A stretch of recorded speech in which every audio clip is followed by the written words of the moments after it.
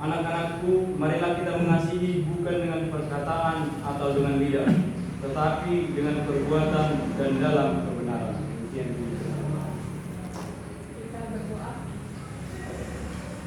Terima kasih dan siang baik kami berdoa hari ini bersama kami Tuhan baik kesempatan yang akan menjalankan hari ini dan Tuhan memberkati kami juga dengan silakan semuanya ke dalam Tuhan di dalam nama kami berdoa dan bersyukur. Amin. Oke, terima kasih.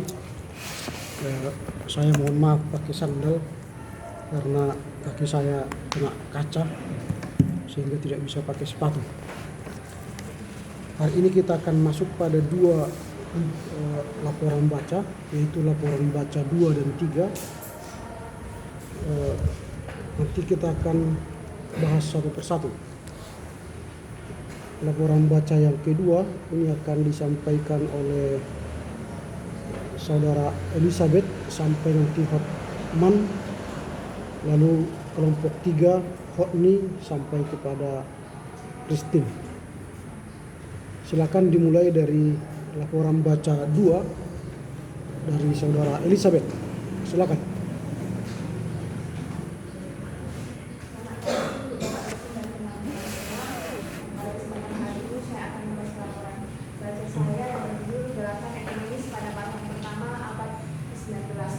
Perpindahan kekuasaan pemerintahan dari FOC kepada pemerintahan Batase Republik pada tahun 1796. Setelah itu berakhir juga kekuasaan politik pemerintahan kerajaan Inggris pada tahun 1816 dan dilanjutkan dengan Belanda untuk melaksanakan pemerintahan yang ada di Indonesia pada saat itu. Dengan adanya perubahan politik yang terjadi di Indonesia pada saat itu, maka ada juga perubahan kehidupan beragama dan gereja di Indonesia pada saat itu. Karena pada masa Indonesia hanya gereja yang beragama Katolik saja yang dibolehkan hidup pada masa itu. Oleh sebab itu, oleh Gubernur Batase Republik mengumumkanlah kebebasan beragama dan diperkenankanlah gereja yang bukan hanya beragama Katolik untuk masuk ke dalam Indonesia pada saat itu. Dan pada masa pemerintahan Hindia Belanda ini juga kekuasaan beragama dipegang oleh penguasa, dan masa inilah terjadi ada banyak kabar Injil yang bergabung, dan dengan perkembangan inilah diparokan pertama abad 19 di Indonesia terhadap kehidupan dan kegiatan dalam bentuk wadah gereja dan wadah pekabaran Injil. Yang pertama, pembentukan gereja Protestan atau AM. Pemerintahan Hindia Belanda berpendapat jika masing-masing golongan gereja mempertahankan atau mempergunakan cara-caranya masing-masing untuk membuat penduduk Indonesia menjadi Kristen akan menimbulkan adanya kesangsian dan kerugian. Berdasarkan pendapat inilah, maka Raja Belanda William pertama mencita-citakan agar gereja-gereja Protestan pada saat itu untuk dapat dipersatukan. Ia menginginkan diciptakannya sebuah gereja yang terlepas dari gereja termasuk gereja. Jangan dibaca Belanda. lagi apa yang kau tulis. Kau usah dibaca. Apa yang kau tahu aja sampaikan. Maka pada tahun 1835 dengan ketetapan raja inilah gereja Protestan atau AM di dalamnya terdapat gereja-gereja Protestan dibentuk. Yang kedua itu lembaga-lembaga pekabaran Injil. lembaga pekabaran Injil ini bukanlah lembaga-lembaga gerejawi karena dibentuk oleh orang-orang Kristen yang bertekad agar terjadinya perbaikan atas kelemahan yang ada pada saat itu. Tetapi lembaga pekabaran Injil ini juga termasuk dalam usaha upaya ekumenis karena di dalamnya terdapat orang yang berada dalam persekutuan gereja pada saat itu. Yang ketiga, lembaga-lembaga Alkitab pada tahun 1814 DFBS membentuk sebuah lembaga Alkitab sehubungan dengan kegiatan yang terjadi di Indonesia pada saat itu. Dengan begitu bahwa mereka juga melayani badan-badan gereja pada saat itu, maka lembaga-lembaga Alkitab ini juga merupakan salah satu bentuk gerakan ekumenis di Indonesia, terutama dalam menumbuhkan perasaan ekumenis pada masyarakat Indonesia pada saat itu. Yang kedua, gerakan ekumenis pada parokan kedua abad ke-19. Kenyataan bahwa adanya lembaga-lembaga pekabaran Injil bekerja menurut kebijakannya dan menurut caranya masing-masing, maka adanya beberapa faktor yang menyebabkan benturan pada saat itu. Salah satunya termasuk dalam menentukan medan terang pada saat medan pelayanan pada saat itu. Faktor pertama yaitu yang menentukan medan pelayanan pekabaran Injil pada saat itu mengenai kepadatan penduduk, karena kepadatan penduduk juga sangat mempengaruhi bagaimana pekabaran Injil itu dapat berlangsung. Yang kedua itu medan pekabaran Injil yang dekat dengan pemerintahan Hindia Belanda karena menjamin adanya harapan dan ketertiban dalam mengabarkan pekabaran Injil pada saat itu. Yang ketiga itu ialah belum masuknya agama Islam pada saat itu, sehingga tidak mengurangi adanya pengaruh di luar dari pekabaran Injil tersebut.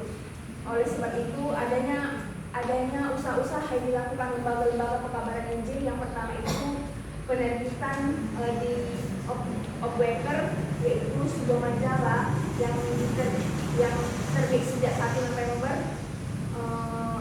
1855, dan pada tahun 1881 dibentuklah sebuah Jennings-Bond yang bernama Netherlands Jennings-Bond atau NJB, dan pada inilah yang mengambil alih dalam penerbitan majalah tersebut. Dan melalui majalah inilah para pekabar Injil antar lembaga-lembaga bertukar pikiran, dan seiring dengan berjalannya waktu mereka juga sangat merangsang orang Kristen di Indonesia untuk mempermasalahkan kemandirian dan keesaan di gereja pada waktu itu. Yang kedua itu pendirian Seminari Depok yang dipelopori oleh J.A. Surman Jobs, pendeta Jemaat di Batavia. Ia menyuruhkan kepada orang Kristen untuk memberikan sumbangan agar mendirikan seminari pada saat itu untuk para calon tenaga pribumi dalam mengabarkan pekabaran Injil sesuai dengan suku bangsanya masing-masing. Tetapi pada tahun 1926 seminari itu harus ditutup, bukan hanya karena sudah banyaknya didirikan seminari di berbagai daerah, tetapi pada waktu itu di Jawa sudah dibutuhkan sekolah teologi yang lebih tinggi tingkatannya untuk para pekabar Injil pada saat itu.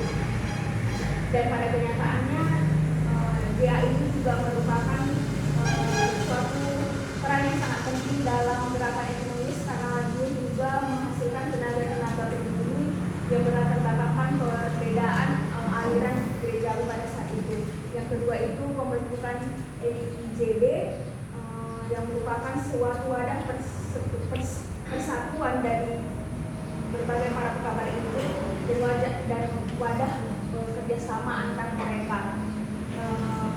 Akan tetapi pada tahun 1920 NIJB mulai membahas masalah-masalah yang berkenaan dengan kehidupan gereja-gereja ini, terutama yang berhubungan dengan kemandirian dan keesaan gereja pada saat itu. Dengan begitu bisa kita simpulkan bahwa NIJB itu juga memiliki peran yang cukup penting dalam gerakan ekumenis di Indonesia pada saat itu, yaitu dengan memberikan gerakan dan mengupayakan kemandirian gereja dan juga keesaan pada orang Indonesia pada saat itu.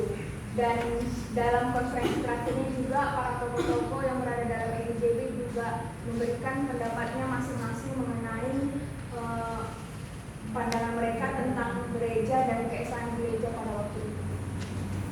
Oke, saya ingatkan kembali, nanti saya stop ya kalau membaca lagi. Saya ingin kalian bercerita atau mengajar kita tentang gerakan ekumene di Indonesia paruhan pertama dan paruhan kedua abad ke-19. Isinya apa yang terjadi, itu saja ya. Kalau kalian baca nanti saya hentikan ya, karena ini sudah ada di sini. Di sini sudah ada ini. Kalau kalian ulang-ulang baca, capek kita nanti. Kita butuh waktu cepat karena dua materi yang harus kita bahas sekarang. Oke, Fitdes, sampaikan apa yang kau tahu. Jangan baca yang kau tulis. Baik, terima kasih untuk kesempatan yang diberikan Bapak dosen. Teman-teman, kita akan mempelajari tentang menguraikan gerakan ekumene pada abad 16 hingga abad ke-19 di Indonesia. Nah, apabila kita berbicara tentang gerakan ekumene di Indonesia pada awal abad ke-16 sampai abad ke-19, kita perlu melihat sesuatu yang cukup penting, bahwa yang menjadi perangsang dari gerakan ekumene itu awalnya bukanlah berasal dari tubuh gereja itu sendiri, melainkan pengaruh dari pemerintah yang berkuasa pada saat itu di Indonesia. Nah, tentu hal ini membuat kita menjadi bertanya, apa sebenarnya yang terjadi pada pemerintahan Indonesia pada saat itu? Siapa yang berkuasa di Indonesia sehingga mempengaruhi gerakan ekumene di Indonesia? Nah, untuk menjawab hal-hal tersebut, kita boleh melihat fakta yang terjadi pada tahun 1795 sampai 1816, di mana terjadi perubahan-perubahan politik terkhusus tentang pemerintahan yang berkuasa di Indonesia secara silih berganti. Dimulai dari VOC yang dipimpin oleh Staten General yang kemudian beralih kepada Batavia Republik, lalu dari Batavia Republik beralih lagi ke kekuasaan kerajaan Inggris, dari kekuasaan kerajaan Inggris beralih lagi ke Hindia Belanda. Nah, peralihan pemerintahan ini cukup memberikan pengaruh yang besar di Indonesia.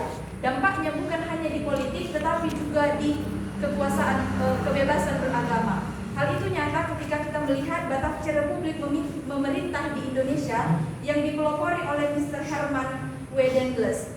Pada saat itu, gerakan gereja Protestan di luar Calvinis sudah diperbolehkan di Indonesia, termasuk gereja Katolik. Awalnya ketika VOC berada di Indonesia, gereja yang diperbolehkan hanya gereja Calvinis atau yang disebut dengan Gay Reformed. Tetapi setelah terjadi peralihan kekuasaan ke Batavia Republik sampai kemudian nanti kekuasaan pemerintah Inggris sampai ke Hindia Belanda, kebebasan beragama di Indonesia sudah mulai luas. Nah, dampak dari perubahan politik ini dan kebebasan beragama inilah banyak akhirnya lembaga-lembaga pekabaran Injil datang ke Indonesia. Tetapi yang menjadi dampak negatif, yang justru hal tersebut tidak disoroti oleh gereja melainkan oleh pemerintah Hindia Belanda, adalah pemerintah Hindia Belanda melihat banyaknya lembaga-lembaga dan gerakan-gerakan yang muncul ke Indonesia membawa caranya masing-masing, sehingga ini menimbulkan kerugian dan kesangsian bagi masyarakat Indonesia tentang manakah sebenarnya yang benar dari semua gerakan-gerakan ini. Tetapi itu tidak dilihat oleh gereja. Yang melihat itu adalah pemerintah Hindia Belanda. Tokoh yang melihat itu adalah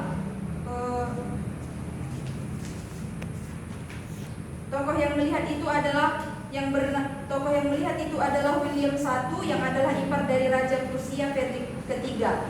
Dan setelah apa yang dilihat oleh pemerintah Hindia Belanda itu, dibentuklah gereja Protestan Am. Nah, gereja Protestan ini dibentuk karena usulan dari pemerintah Hindia Belanda. Setelah itu hadir lagi lembaga pekabaran Injil dan lembaga-lembaga Alkitab, yang mana lembaga pekabaran Injil dan lembaga Alkitab ini pada dasarnya sudah merupakan gerakan ekumene. Mengapa? Karena diisi oleh orang-orang yang berasal dari berbagai denominasi.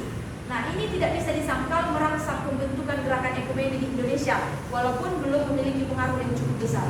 Kemudian kalau kita melihat paruhan kedua abad ke-19, Yang awalnya kita melihat yang memberikan dukungan kepada gerakan ekumene di Indonesia dipengaruhi oleh pemerintah Hindia Belanda, saat ini kita melihat bahwa gereja itu sendiri sudah mulai menyadari bahwa gerakan ekumene itu penting ada di dalam tubuh gereja. Mengapa? Karena pada dasarnya sebelum ada pemikiran untuk membuat gerakan ekumene, ada beberapa hal yang membuat gerakan-gerakan di Indonesia ini mengalami konflik, yaitu perebutan tempat dan pelayanan.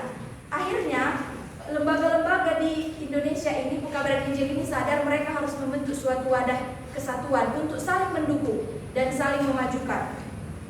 Kemudian kalau kita melihat yang dalam hemat saya, lembaga gerakan ekumene ini lebih baik apabila kita menyoroti dimulai dari pembentukan seminari di Depok, karena pembentukan NIZB juga merupakan dampak dari pembentukan seminari di Depok yang dilakukan oleh yang dipelopori oleh seorang pendeta di Batavia pada tahun 1869.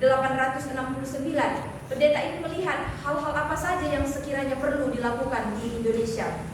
Lalu NIZB ini didukung dan dibentuk oleh beberapa lembaga pekabaran Injil. Salah satunya adalah lembaga yang memiliki majalah di Opoker, yaitu lembaga GIUZ.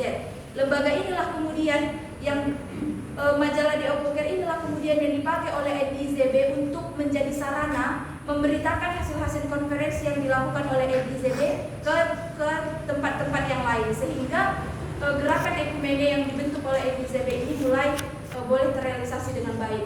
Jadi hal-hal ini tidak dapat dirangsang, tidak dapat disangkal bahwa gerakan-gerakan inilah yang merangsang pembentukan gerakan ekumene yang ada di Indonesia. Mungkin sekian yang boleh saya paparkan dari hasil laporan baca saya. Terima kasih. Oke, bagus. Berarti dia cepat dia, jadi tidak lama-lama. Kemudian lanjut kepada saudara Franci ini karena dia sakit kemarin, dia masuk ke laporan baca 4 nanti ya. Frank Heid, silakan. Baik, terima kasih seperti yang Bapak Dosen berikan. Di sini ada menjadi hasil laporan baca saya mengenai gerakan ekonomis pada orang pertama 19 itu ternyata pada tahun 1795 sampai 1816 di Indonesia itu terjadi suatu perubahan gejolak politik yang silih berganti, yang berganti-ganti, di mana penyerah terimaan kekuasaan terjadi di Indonesia. Nah, ketika itu terutama di badan kekuasaan itu yang disebut dengan POJ itu memiliki kekuasaan yang cukup besar, tetapi sejak tahun itu tahun 1795 itu mengalami peningkatan keturunan, mengalami ketidakberdayaan dari pemerintahan sebelumnya, karena kan tidak seperti masa sebelumnya. Nah, kekuasaan POJ tersebut diserah terimakan kepada pemerintahan Batavia Republik pada satu tahun sebelumnya, setelah 1795, artinya tahun 1796, dan pengendalian kekuasaan itu berlangsung tidak lama karena perubahan akibat perang antara Inggris dengan Prancis dan juga Inggris dengan Belanda. Namun ketika itu Indonesia itu direbut kekuasaannya dan dipegang oleh Inggris, di mana Inggris direbut pada tahun 1811. Pada itulah terjadi serah terimaan kekuasaan politik di Indonesia pada pemerintahan tangan Batavia Republik ke tangan pemerintahan Inggris. Nah, ketika pada masa POJ itu ternyata hak yang mendapat hidup di gereja itu hanya yang berpaham Protestan saja, yang disebut dengan gereja berbalik. Nah, ketika itu memang sesuatu yang terjadi ketika jatuhnya POJ itu inilah yang menjadi Batavia Republik itu membawa kebebasan dalam beragama. Artinya banyak paham yang lain yang boleh dapat berkembang, yang boleh dapat maju, yang boleh dapat masuk ke Indonesia, seperti paham-paham Calvinis, paham-paham Katolik, dan juga mungkin paham-paham gereja aliran-aliran lainnya. Nah, ketika masa pada tahun 1811 sampai pada tahun 1816, yaitu satu tokoh yaitu Thomas Raffles, yaitu gubernur daripada Inggris, memberlakukan kebebasan kebebasan beragama itu terkhususnya dalam agama Protestan, aliran-aliran gereja lain boleh masuk. Nah di situ yang tercipta lembaga-lembaga, artinya banyak lembaga-lembaga yang masuk, yang mulai mengejar ke Indonesia, yang mulai mau berkarya ke Indonesia itu. Pertama itu adalah pembentukan gereja Protestan Islam. Nah, terjadinya pembentukan tersebut pada tahun 1818 diberlakukan kebebasan beragama itu, mulai masuklah pembentukan gereja Protestan itu. Hal ini menimbulkan suatu dampak ketika terjadi sudah bebasnya paham-paham lain masuk ke Indonesia, yang terjadi dampak yang negatif. Mengapa demikian? Lembaga-lembaga pekabaran Injil dan juga gereja-gereja itu bekerja dengan kehendaknya masing-masing. Artinya tidak beraturan lagi, bekerja dengan kehendak dan keinginan mereka masing-masing, baik itu dari pekabaran Injil, baik itu juga dari gereja-gereja. Nah, untuk itulah dibentuknya gereja Protestan Amini yang didukung oleh Raja Belanda, yaitu William I pada pemerintahan Hindia Belanda. Nah, di mana pembentukan gereja Protestan Amini terjadi dan terlaksana. Hal itulah yang diharapkan seorang raja itu, tetapi pada akhirnya gereja itu di dalamnya aliran-aliran Lutheran, aliran-aliran Calvinis, dan juga dibentuknya gereja itu dengan pengakuan, dengan paham bahwa gereja itu sendiri bukan hanya di dalamnya yang berpaham Protestan, baik itu bisa juga Calvinis dan aliran lain, karena dipahami bahwa gereja itu adalah Kristus, itu adalah gereja itu sendiri, ataupun bahwa pada hakikatnya gereja itu adalah Kristus itu sendiri. Nah, yang kedua itu maksudnya lembaga-lembaga pekabaran Injil. Nah, lembaga-lembaga pekabaran Injil ini ada karena ketidakpuasan, barangkali ini hasil daripada pelayanan, ketidakpuasan dalam pelayanan gereja. Nah, itulah sebabnya. Namun pada penelusuran saya, pada lembaga-lembaga pekabaran Injil ada suatu usaha ekumenis. Usaha yang saya maksud itu bahwa terciptanya lembaga-lembaga pekabaran Injil ini dibentuk oleh beberapa orang yang berbeda aliran-aliran, artinya yang berbeda paham-paham pengajaran oleh gerejanya, dari kalangan orang-orang Kristen, dari berbagai gereja. Inilah yang saya maksud dengan usaha ekumenis tadi. Jadi pekabaran Injil ini dibentuk oleh orang-orang yang memiliki tujuan untuk atas apa masih kurang di dalam tubuh gereja itu sendiri. Lalu yang berikutnya yaitu lembaga-lembaga Alkitab. Lembaga Alkitab ini yang dibentuk di Indonesia sendiri pada hakikatnya merupakan lembaga-lembaga yang ekumenis, bukan dibentuk oleh orang-orang Kristen, namun juga melayani pada badan-badan di gereja-gereja Indonesia seperti itu. Yang berikutnya kita masuk pada gerakan ekumenis pada parahan yang kedua. Di sini memang yang saya telusuri ada 3 faktor.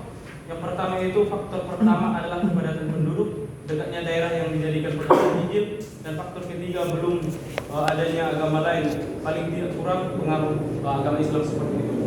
Nah, di situ hasilnya yang pertama ialah penerbitan The Opweker. Di sini ada The Opweker ini adalah suatu majalah. Majalah inilah yang dipakai oleh pekabar-pekabar Injil untuk saling sharing, bertukar pikiran dalam majalah ini. Majalah ini digunakan sebagai badan gabungan komunitas pekabaran Injil. Melalui penerbitan majalah ini bertukar pikiran di dalam majalah itu dan juga pengalaman-pengalaman yang mereka alami.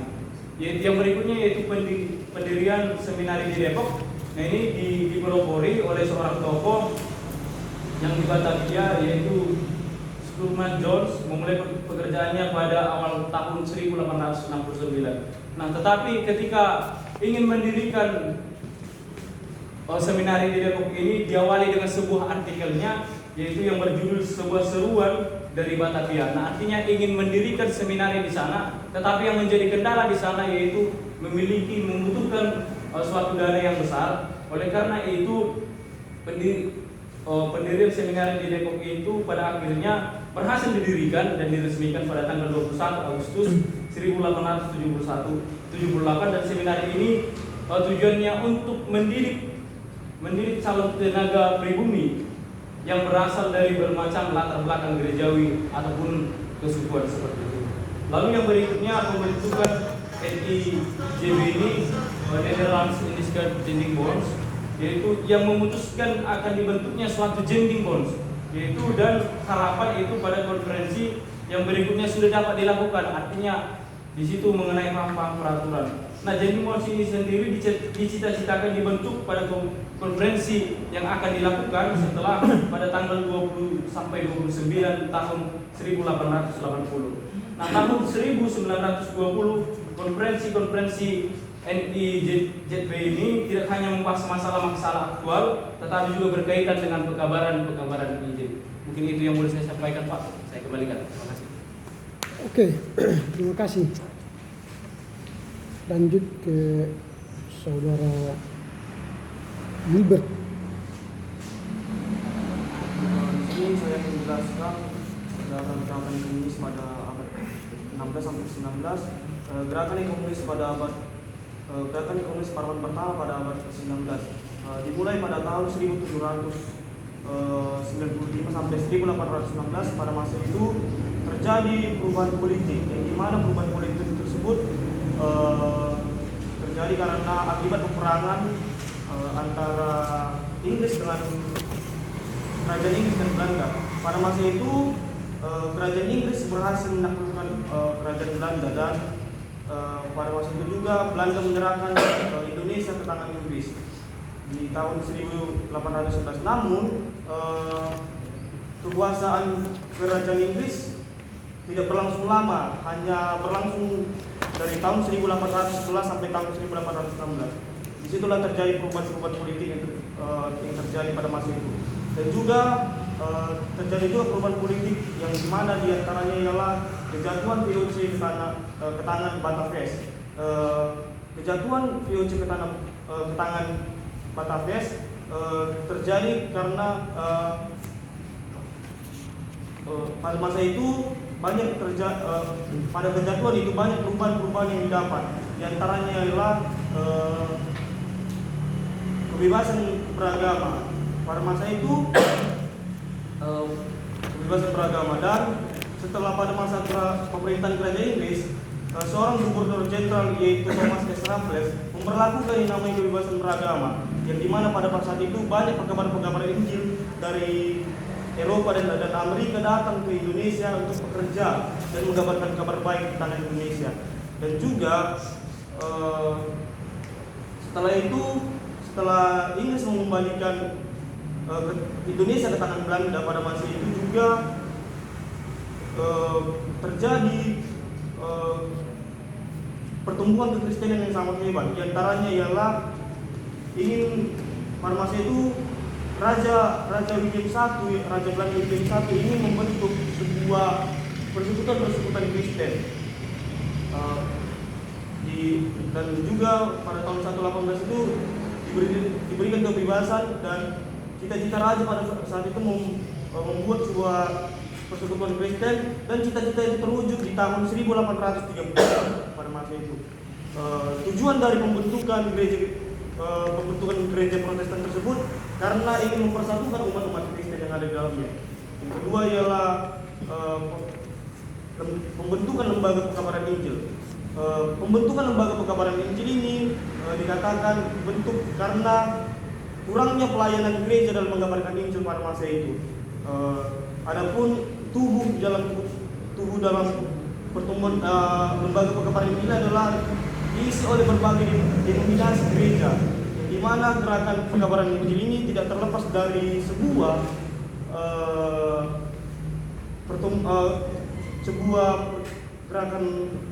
perkembangan gerakan ekonomis. Dan yang ketiga itu ialah pembentukan lembaga Alkitab. Setelah lembaga pekabaran Injil datang ke Indonesia, lembaga Alkitab juga tidak mau kalah dengan lembaga pekabaran Injil. Pada masa itu, pada tahun 1814 dibentuklah sebuah lembaga pekabaran Injil di Batavia, yaitu di NCB, NBG dan DFDS. Pada masa itu sebuah lembaga Alkitab ini diisi oleh beberapa tokoh umat Kristen dari berbagai denominasi. Yang ketiga itu ialah pendirian pondok seminari Depok. Pada masa itu sebuah tokoh J.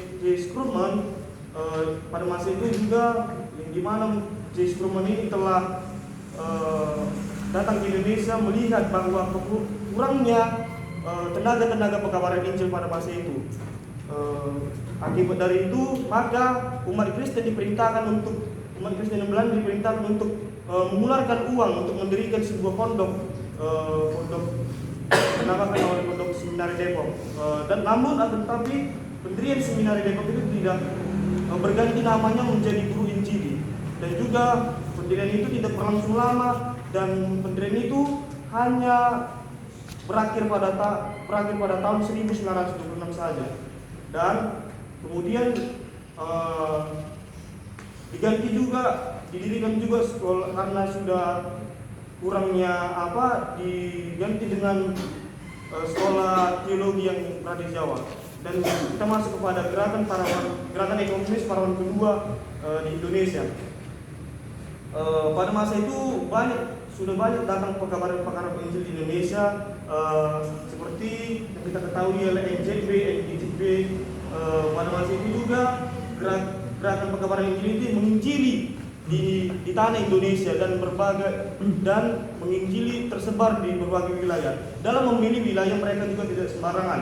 Mereka memilih ada 3 faktor wilayah. Yang pertama itu ialah faktor kepadatan penduduk. Mereka mau menginjili daerah-daerah yang padat penduduk seperti Jawa dan Sumatera. Dan yang kedua ialah daerah tersebut dekat dengan Batavia, karena Batavia itu adalah pusat dari kota Indonesia, dan mereka supaya tidak terancam akan hidupnya. Dan yang ketiga ialah daerah tersebut tidak diduduki oleh agama Islam pada masa itu. Dan juga pada masa itu juga telah lahir juga sebuah penerbitan Deed of Worker, yang dimana Deed of Worker ini adalah sebuah lembaga yang majalah yang pada masa itu yang didirikan sekretarisnya ialah E.W. King, di mana pada masa itu E.W. King ini sebagai sekretaris dan membuat dipercaya oleh lembaga pekabaran Injil tersebut untuk mengelola, dan hasil dari penjualan majalah tersebut ialah untuk membiayai para pekabaran Injil di tanah Indonesia. Dan yang kedua ialah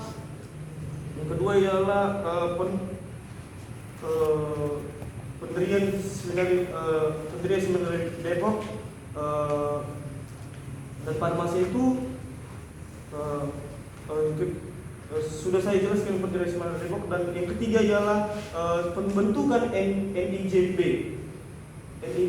Pada masa itu pembentukan NIJB itu diadakanlah sebuah pertemuan atau konferensi dari para pekabaran Injil, di mana pembentukan tersebut dihadiri oleh beberapa pekabaran Injil dari berbagai denominasi, dan mereka berkumpul di situ untuk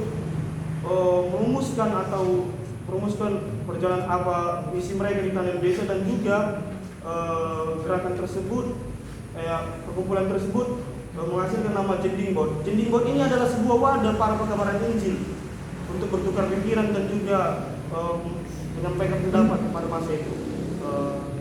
Itulah kiranya yang bisa saya sampaikan. Terima kasih. Oke, lanjut kepada Hotman. Terima kasih atas kesempatannya. Saya akan mengembangkan laporan baca saya, yaitu gerakan ekumenis para parawan pertama abad 19. Gerakan ekumenis para parawan pertama abad 19 ini ditandai dengan perpindahan kekuasaan antara yang memerintah Indonesia ini silih berganti, yang dimana pada waktu itu sebutan Indonesia belum dinamakan, yaitu belum disebutkan, yaitu nama Indonesia itu masih disebutkan dengan Osindie. Dan pertama kuasa pemerintah tahun 19 itu dikuasai oleh POC ataupun Lembaga Dagang. Dan pada tahun 1776 POC menyerahkan kekuasaannya itu kepada Batavia Republik. Jadi pada saat itu kan gereja di masa itu memerintah tidak memberikan kebebasan kepada gereja reformed ataupun disebut dengan gereja Protestan pada masa itu, dan itu pun hanya yang beraliran Calvinis pada waktu itu, dan untuk gereja beraliran lainnya belum diberikan kebebasan. Dan pada masa perperangan antara Inggris dan Belanda, kemudian keputusan pemerintah Indonesia diambil alih kembali oleh Inggris pada masa Inggris berkuasa diberlakukan kebebasan beragama, dan di sana boleh masuk berbagai lembaga-lembaga pekabaran Injil pada waktu itu masuk ke Indonesia. Lalu menurut Trishato menjelaskan bahwa di abad pertama di abad 19 ini gerakan ekumenika dihasilkan dari dua bentuk. Yang pertama itu adalah bidang gerejawi dan bidang pekabaran Injil, dan yang kedua itu di bidang gerejawi dan gerakan ekumenika dalam pemberitaan Injil dibentuk NJG. Yang pertama itu adalah pembentukan gereja Protestan. Gerakan ini dipelopori oleh Raja William I. Pada masa itu Hindia Belanda adalah menyebutkan melakukan penyatuan gereja karena dalam kebebasan beragama mereka menetapkan di Indonesia pada tahun 1811 pada waktu itu. Lalu karena banyaknya timbul pekabar Injil di Indonesia ini, maka diadakan adanya aliran Protestan, yaitu bekerja sesuai dengan cara mereka sendiri. Maka Raja William I ini menciptakan gereja Protestan di Indonesia dapat disatukan. Jadi adapun usaha-usaha yang dilakukan adalah mengusulkan dibentuknya sebuah gereja yang dijadikan sebuah persatuan terlepas dari gereja asing. Jadi di sini dikatakan bahwasanya lalu yang kedua lembaga-lembaga pekabaran Injil. Gerakan ini gerakan kesatuan dalam pekabaran Injil ini diterapkan diperlihatkan dalam bentuk ekumenika dan gereja, tetapi oleh karena persekutuan di antara pekabaran Injil tidak membeda-bedakan teologi masing-masing daripada pekabaran Injil tersebut. Lalu yang ketiga, lembaga-lembaga kitab. Lembaga-lembaga Alkitab yang muncul pada masa itu yaitu adalah BFBS, BS dan NBG. Tetapi di tahun 1814 BFBS ini ataupun lembaga Alkitab Indonesia di Batavia ini kemudian pada tahun 1816 juga dibentuk lembaga Alkitabnya, yaitu OS Indis BJ Genoskap, dan lembaga ini juga memberikan peran penting dalam NJ pada masa itu. Lalu kita masuk kepada gerakan ekumenis pada paruhan kedua abad ke-19. Di masa ini gerakan ekumenika ditandai dengan terbitnya berbagai lembaga-lembaga jending dari Amerika dan Eropa untuk bekerja dalam jending tersebut, yaitu NJP, NJGP dan UJP dengan cara berpencar. Mereka ini melakukan pekabaran Injil dengan cara berpencar, dan mereka di sini terjadi perebutan antara tempat pekabaran Injil yang dimana mereka mencari di mana daerah-daerah yang terpencil nanti tidak ramai, tidak banyak penduduknya, mereka tidak suka mengabarkan Injil di sana, dan mereka berebut di pusat kota pemerintahan Hindia Belanda pada waktu itu karena mereka dekat dengan pusat kota. Jadi inilah yang membuat terjadi benturan-benturan antara pekabaran Injil pada waktu itu. Jadi di sini yang menjadi faktor yang menyebabkan kurangnya pekabaran Injil pada waktu itu ketika daerah itu tidak maju, yang seperti saya katakan tadi, mereka pekabaran Injil lembaga-lembaga ini tidak diminati, dan pada waktu itu juga ditambah lagi adanya pada waktu itu faktor-faktornya ialah belum masuknya agama Islam pada waktu itu. Jadi dan mereka hanya berfokus kepada memberitakan Injil kepada agama-agama suku saja pada waktu itu. Dan di samping itu faktor ketiga datang adalah juga berpengaruh kekurangan tenaga pekerja pemberitaan Injil. Faktor-faktor kekurangan itu dicantumkan dalam merencanakan ekumenis pada waktu itu dalam hal pekabaran Injil. Jadi maka di bawah ini akan diterangkan ada 3 gerakan ekumenika yang sudah direncanakan dalam pekabaran Injil. Dalam bentuk yang pertama itu adalah penerbitan The Opker, yaitu yang dimaksud di sini adalah berperan dalam gerakan ekumenis yang tidak itu ialah membaca majalah.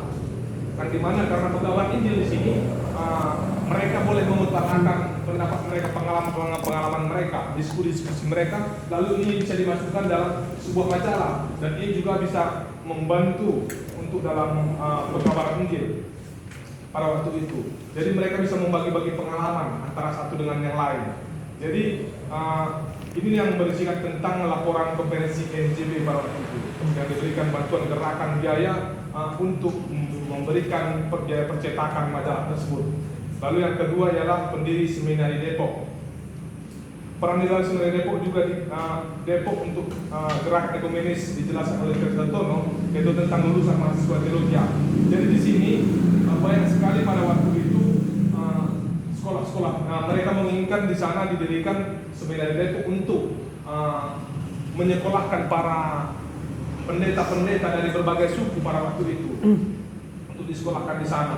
Jadi oleh karena itulah mereka mendirikan Seminari Depok, dan pada waktu itu bahwasanya oleh C. Askum Menjos dengan pengalaman yang setengah tahun di Indonesia, yang melihat apa-apa saja yang perlu dipenuhi dalam kebutuhan orang Kristen pada waktu itu, akhirnya dia berinisiatif untuk menuliskan sebuah artikel yang berjudul sebuah seruan di Batavia. Darinya isi artikelnya mengajak orang Kristen Indonesia dan Belanda untuk mengumpulkan dana. Dana itu itulah dikatakan tadi untuk mendirikan Seminari Depok ataupun disebut dengan Seminari Skupman. Namun pada tahun 1926 seminari tersebut ditutup oleh karena keinginan daripada masyarakat di Jawa pada waktu itu bukanlah menginginkan mereka yang adanya sekolah tingginya lebih tinggi lagi. Akhirnya Seminari Depok itu ditutup dan diganti nama menjadi Sekolah Guru pada waktu itu. Lalu yang ketiga ialah pembentukan LIJB. Pembentukan LIJB ini mempunyai peranan yang sangat penting dalam gerakan ekumenis, yaitu kemandirian keesaan gereja. Jadi disinilah pembentukan LIJB inilah diadakan peraturan-peraturan ataupun tata laksana dalam pembentukan LIJB ini. Yang dilakukan pada waktu itu mereka mengadakan pembentukan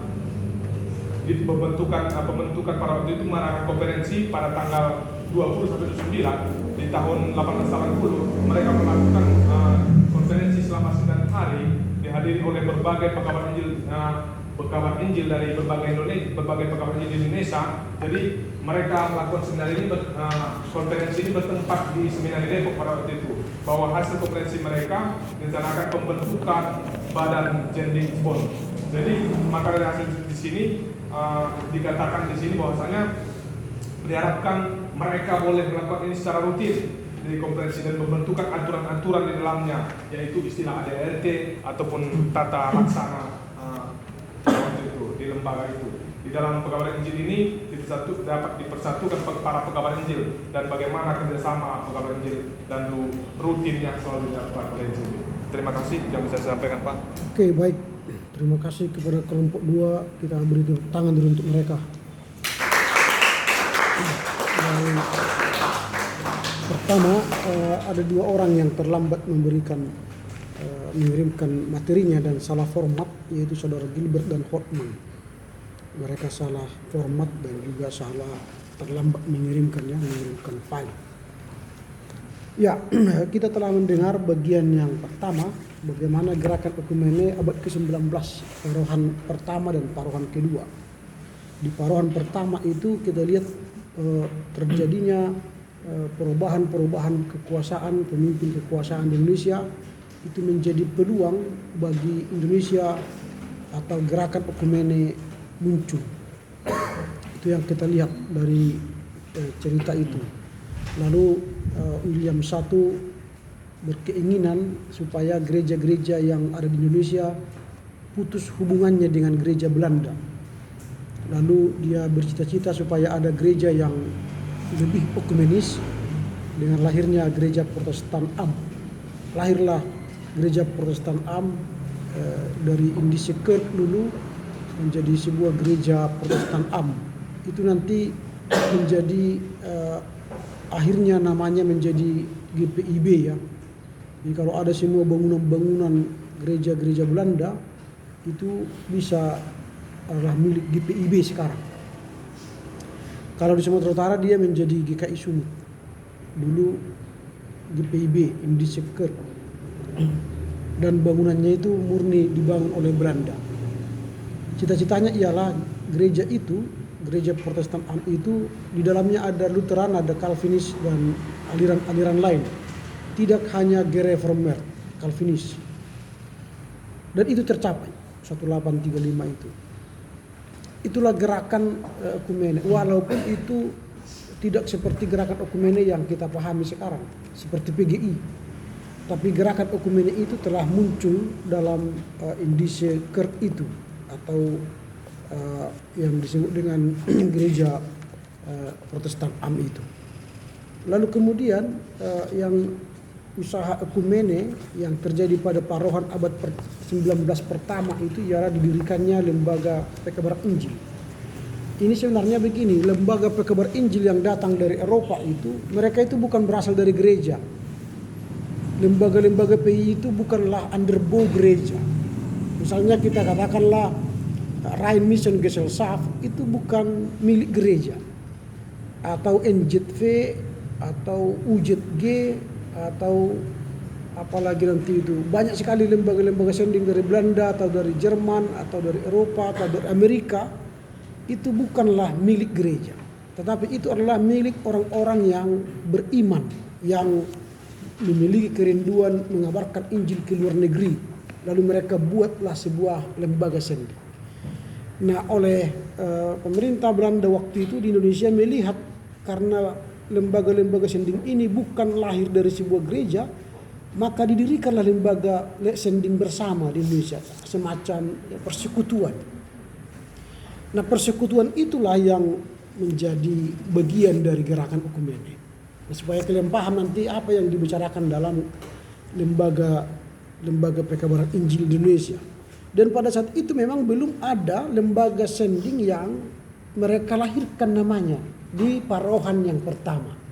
Di parohan yang kedua nanti baru ada NIJB.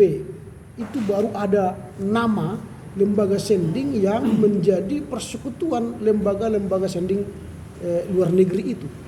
Kalau di parohan pertama masih gagasan mempersatukan lembaga-lembaga sending itu. Itu yang di parohan yang pertama abad 19. Lalu mengapa disebut lembaga Alkitab itu menjadi bagian dari gerakan ekumene?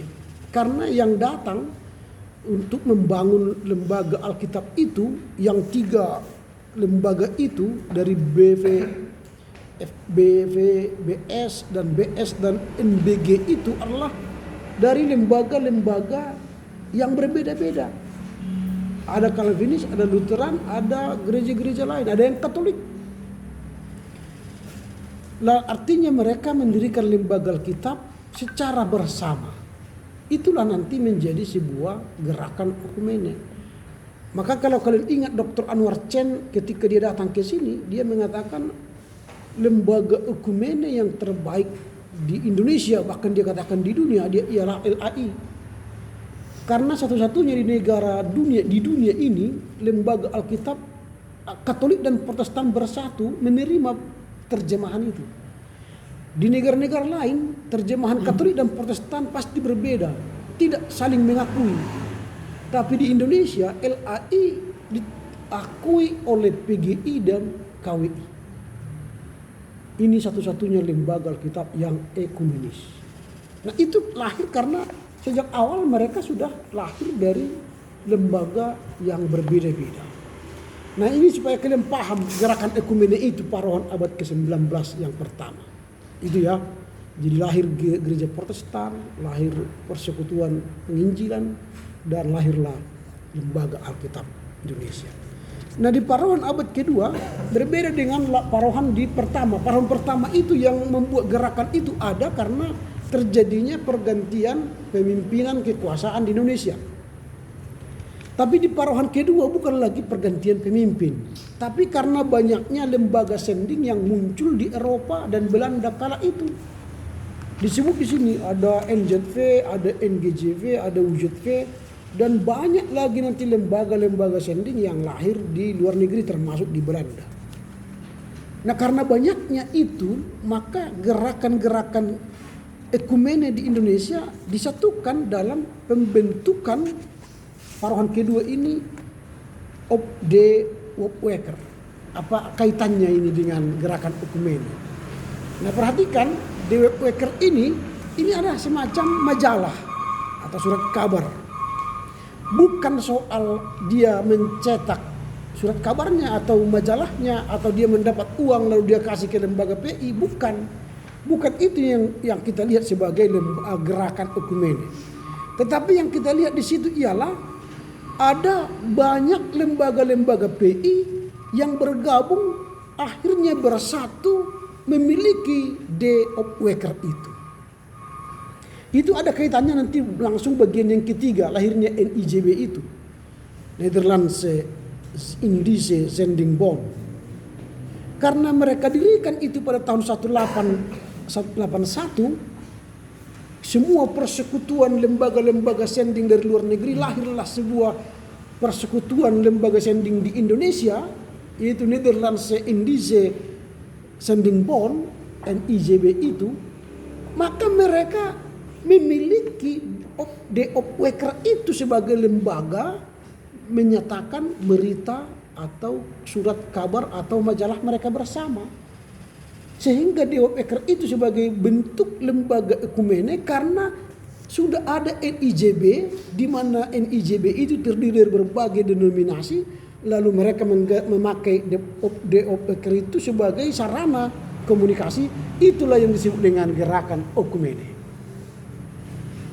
Jadi DOPWEKER itu menjadi sebuah sarana menyampaikan kabar berita secara ekumenis. Karena apa? Karena mereka telah dimiliki, DOPWEKER itu telah dimiliki oleh NIJB. Nah, itu yang kita lihat sebagai sebuah gerakan ekumene. Kemudian pendirian Seminari Depok. Memang kalau kita baca cerita ini, tidak ada sebenarnya kaitan langsung Seminari Depok dengan gerakan ekumene. Tetapi dalam faktualnya, de facto, mahasiswa atau murid-murid yang dididik di Seminari Depok ini telah berasal dari berbagai denominasi, termasuk dari Batak dulu pergi ke Seminari Depok. Misalnya Dr. S.A.E. Nawaban, kemudian Justin Sihombing, kemudian DSGM Sihaan, itu dididik di Seminari Depok, yang akhirnya nanti berganti nama menjadi ISTT Jakarta dari Seminari Depok ini. Dan mahasiswa-mahasiswa atau murid-murid yang dididik di sana sudah berasal dari berbagai denominasi gereja di Indonesia, sehingga Seminari Depok itu dilihat sebagai sebuah gerakan ekumene. Ini di Parohan abad 19 kedua, Parohan kedua abad ke-19. Dan nanti yang NIJB tadi, pembentukan NIJB tadi sudah kaitannya dengan DOPWEKER itu. Karena itu NIJB merupakan persekutuan lembaga sending dari berbagai lembaga sending dari Eropa atau dari Belanda. Nah, dengan demikian kita sudah memahami sekarang gerakan ekumene abad ke-19. Kalian sudah paham ya? Gerakan ekumene abad ke-19, baik Parohan pertama dan baik Parohan kedua. Sekarang kita akan masuk ke Parohan abad ke-20, Parohan pertama. Ini agak panjang. Mudah-mudahan kelompok nanti atau yang membaca itu menyampaikannya dengan bahasa yang lugas, mudah kita mengerti. Jangan membaca lagi apa yang kau tulis, tapi sampaikanlah apa yang kau tahu. Gerakan ekumene pada abad ke-20, Parohan pertama. Parohan kedua minggu depan kita akan dengar. Kita dengarkan saudara Hotni Natalia. Silakan cerita tentang Parohan kedua, Parohan pertama abad ke-20. Baik, saya akan menceritakan laporan bacaan saya yang berjudul Gerakan Ekumene pada Parohan pertama abad ke-20. Nah, pada Gerakan Ekumene Parohan pertama abad ke-20 ini ada yang menjadi 3 gerakan di dalam hal ini. Yang pertama itu gerakan ekumenis pada masa pertumbuhan dan perkembangan. Nah, di dalam gerakan ekumenis pada masa pertumbuhan dan perkembangan ini kita dapat melihat ada beberapa kegiatan yang dilakukan, yaitu untuk mengurus kepentingan pekabaran Injil, yang mengurus masalah-masalah yang muncul di medan pekabaran Injil sebagai akibat timbulnya kesulitan-kesulitan tertentu dalam pelaksanaan pekabaran Injil, atau kesalahpahaman antara lembaga pekabaran Injil antara yang satu dengan yang lainnya. Nah, dalam gerakan ini juga terbentuk adanya 2 perkumpulan. Yang pertama adalah perkumpulan yang dipengaruhi oleh Dr. John R. Mott, yang di dalamnya mempunyai peran yang sangat penting dalam rangka memupuk semangat ekumenis di Indonesia. Nah, yang terlibat di dalam perkumpulan ini adalah pemuda Kristen yang berkaitan dengan mahasiswa. Yang kedua adalah perkumpulan wanita yang mempunyai peran penting untuk memupuk semangat ekumenis para anggotanya, khususnya wanita Kristen. Di dalam gerakan ekumenis di masa pertumbuhan dan perkembangan ini juga dibahas masalah-masalah yang penting bagi kekristenan di Indonesia, terutama masalah-masalah yang berhubungan dengan pendewasaan jemaat pribumi dan kesatuan di antara mereka. Di dalam gerakan ini juga mandirinya sebuah gereja itu merupakan faktor yang sangat penting bagi gerakan ekumenis di Indonesia, karena ekonomis pada saat itu memasuki babak yang baru dalam artian bahwa yang lebih berperan dalam gereja-gereja itu bukan lagi perorangan atau badan-badan non-gerejawi. Selain itu juga dalam gerakan ini HTS didirikannya sebuah HTS oleh beberapa orang, akan tetapi secara institusionalnya pada hakikatnya HTS ini merupakan perwujudan dari kerjasama beberapa gereja dan pekabaran Injil. Kita juga dapat melihat bahwa HTS ini juga benar-benar telah menjadi alat ekumenis yang pertama dalam sejarah gereja di Indonesia, yang merupakan satu sumber pokok dari pemikiran dan kekuatan yang kreatif dan dinamis bagi gerakan ekumenis di Indonesia. Yang berikutnya adalah konferensi YMC 3 yang diselenggarakan di Tambaran pada tanggal 12 sampai 29 Desember 1938. Nah, dalam konferensi ini juga mempunyai pengaruh yang positif bagi diperkuatnya lajunya gerakan ekumenis di Indonesia.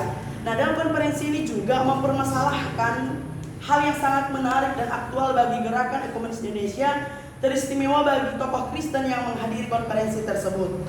Nah, yang berikutnya adalah konferensi NIZB yang diselenggarakan di Solo pada bulan Oktober pada tahun 1941. Nah, NIZB ini juga dianggap sebagai faktor yang memperkuat lajunya gerakan ekumenis di Indonesia. Yang berikutnya adalah gerakan ekumenis pada masa penggembalaan. Sebagai akibat pendudukan Jepang, maka hubungan antar gereja di Indonesia yang telah dulunya terjalin bagus di masa Jepang ini, hubungan gereja itu menjadi terputus.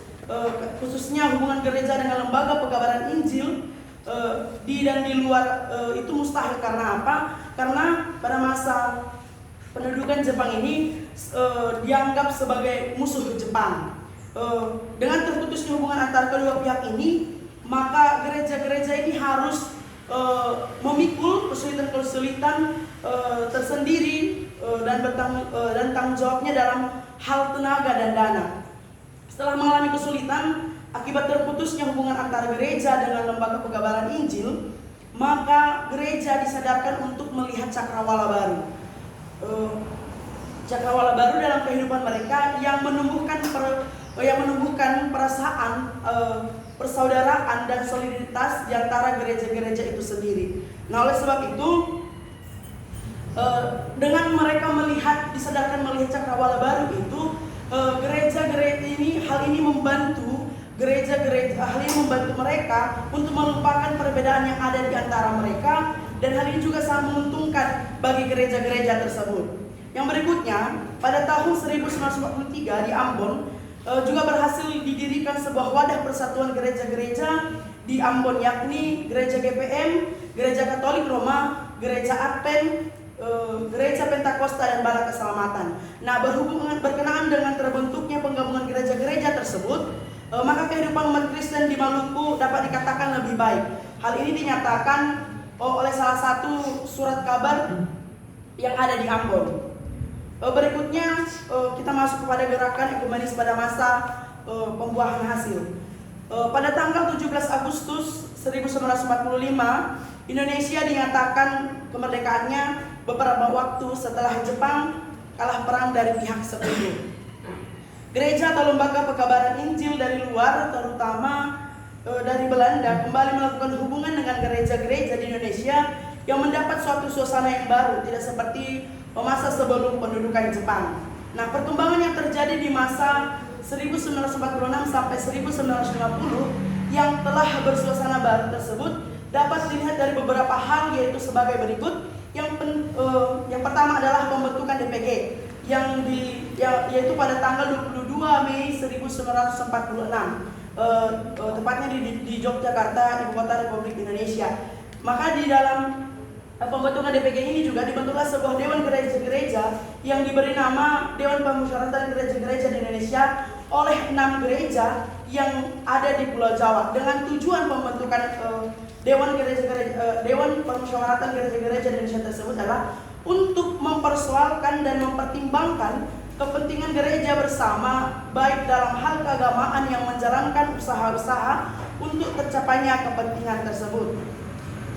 Baik, yang lalu berikutnya pada tahun 1946 DSWJ Rumambi mengirimkan sebuah surat tertanggal pada 28 September 1946 kepada pribadi tertentu, antara lain kepada pendeta, pekabar Injil, dan pemimpin Kristen, yang dalam surat itu memberitahukan bahwa pada Maret 1947 akan diselenggarakan konferensi di Makassar untuk mewujudkan gerakan keesaan Kristen di Indonesia. Nah, dalam konferensi ini maka dibentuklah MOBKG, yaitu Majelis Usaha Bersama Gereja Kristen, yang berpusat juga di Makassar. Nah, tujuan MOBKG ini juga adalah menyelidiki dan menganjurkan hal yang menuju pada pembentukan satu gereja Kristen di Indonesia. Kemudian pada awal 1949 di Medan telah dibentuk sebuah badan keesaan yang sering disebut dengan Majelis Kristen. Peranan badan ini hampir sama dengan DPG dan MOBKG. Namun pada hakikatnya badan tersebut merupakan wadah keesaan yang mempunyai sumbangan dalam gerakan ekumenis di Indonesia. Nah, oleh sebab itu peranan Majelis Kristen di Medan tidak dapat dibandingkan dengan MOBKG. Akan tetapi keduanya ini bahkan bersama dengan DPG memiliki tujuan dalam rangka mengupayakan terbentuknya wadah keesaan gereja, yaitu DGI. Sehingga pembentukan DGI dikemukakan dalam beberapa peristiwa atau kejadian yang terpenting, yaitu salah satunya yaitu seperti Nota Rumambi, Sinode AMPGI, Sidang Raya DGD, dan Konferensi Gereja-Gereja di Indonesia. Sekian dari hasil pembahasan saya.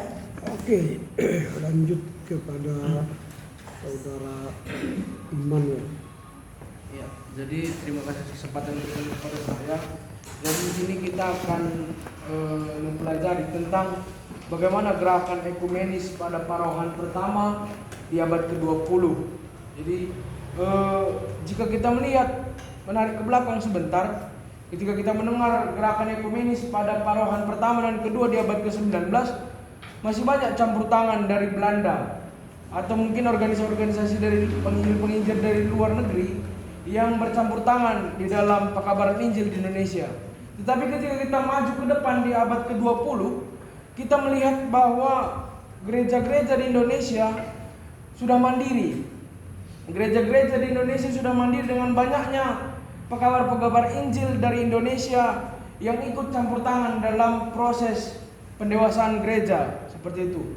Jadi pada parohan kedua ini, pada parohan pertama abad ke-20 ini, kita akan melihat bagaimana perkembangan gereja tersebut dengan dibagi 3 masa.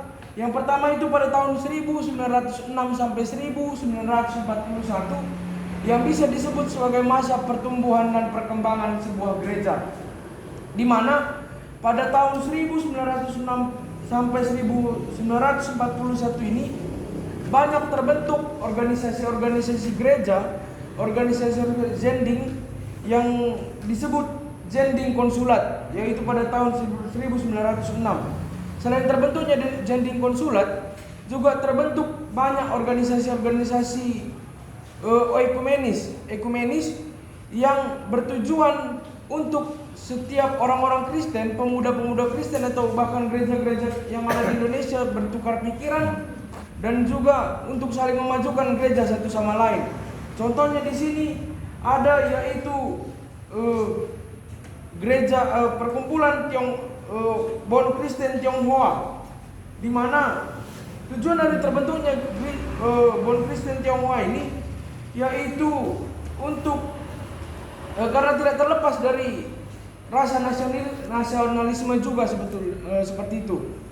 Lalu dalam masa pertumbuhan dan perkembangan ini juga tidak terlepas peranan dari Konferensi International Missionary Council yang kedua, atau IMC, pada tanggal 24 Maret sampai 8 April 1928. Peranan dari IMC kedua ini adalah untuk membicarakan masalah pendewasaan gereja, terkhususnya permasalahan-permasalahan gereja yang ada di Indonesia, yang dianggap mempunyai arti yang penting dalam melanjutkan arus gerakan ekumenis di Indonesia. Perlu kita tahu bahwa kemandirian sebuah gereja adalah langkah awal bagi gerakan ekumenis di Indonesia. Lalu kita masuk ke dalam masa yang kedua. Setelah masa pertumbuhan dan perkembangan, kita masuk ke dalam masa penggemblengan, di mana yaitu pada tahun 1942 sampai 1945, di mana di situ adalah masa penggemblengan yang mana Belanda kalah daripada Jepang, dan juga Jepang menguasai Indonesia. Jepang menguasai Indonesia pada saat itu, dan ada segi negatif dan juga segi positif yang bisa kita dapatkan. Di mana ketika kita melihat bahwa ketika Jepang masuk ke Indonesia, banyak lembaga-lembaga pekabar Injil, penginjil-penginjil dari Belanda, dari Jerman yang ditarik keluar, dipaksa keluar oleh Jepang. Maka dari situ gereja-gereja dipaksa untuk mandiri. Bisa dikatakan dipaksa karena pada saat itu sebetulnya gereja belum siap untuk mandiri, karena mereka masih bergantung sepenuhnya pada penginjil-penginjil Belanda ataupun lembaga-lembaga pekabaran Injil dari luar, seperti itu. Tetapi dari kata dipaksa ini juga sebetulnya bisa kita lihat suatu sisi keuntungan, bahwa gereja Indonesia dikatakan mandiri seutuhnya. Seperti itu. Gereja di Indonesia dikatakan mandiri seutuhnya karena mereka memang harus bisa memandirikan dirinya sendiri tanpa bantuan dari lembaga-lembaga pekabaran Injil dari luar. Seperti itu. Tetapi selain dari keterpaksaan untuk mandiri itu juga bisa kita lihat bahwa gereja-gereja di Asia juga, terkhusus di Jepang, ikut merasakan penanggungan dengan gereja-gereja di Indonesia, seperti itu. Jadi ini yang bisa kita lihat dalam masa penggemblengan, bahwa gereja diharapkan untuk berdiri di atas kaki sendiri dan juga untuk menghayati keesaan sebuah gereja. Dan yang terakhir kita masuk ke dalam masa akhir gerakan ekumenis Parohan pertama ini, yaitu tahun 1946 sampai 1950 yang disebut sebagai masa pembuahan hasil. Di masa pembuahan hasil ini, ketika Jepang kalah daripada sekutu dan hubungan pekabar-pekabar Injil, lembaga-lembaga Injil, pekabaran Injil yang dari luar, dari Belanda, dari Jerman dan luar dari Barat istilahnya, kembali menjalin relasi kepada gereja-gereja di Indonesia, dan hubungan itu kembali pulih, dan gereja kembali bersama-sama, gereja Indonesia bersama-sama dengan lembaga pekabaran Injil dari luar bersama-sama membangun gereja yang ada di Indonesia untuk lebih maju dan lebih mandiri lagi. Dan pada masa pembuahan hasil ini juga terjadi konferensi gereja-gereja di Indonesia yang melalui peristiwa ini berhasil mempersiapkan pembentukan DGI, Dewan Gereja di Indonesia, yang di waktu itu tidak lama pembentukannya akan dapat diwujudkan. Dan dengan demikian konferensi ini menjadi langkah terakhir dari perjalanan yang panjang dan penuh kesulitan, rintangan serta tantangan dalam kaitannya dengan upaya pembentukan DGI. Mungkin ini yang bisa saya paparkan mengenai laporan baca saya. Terima kasih. Saya kembalikan Pak.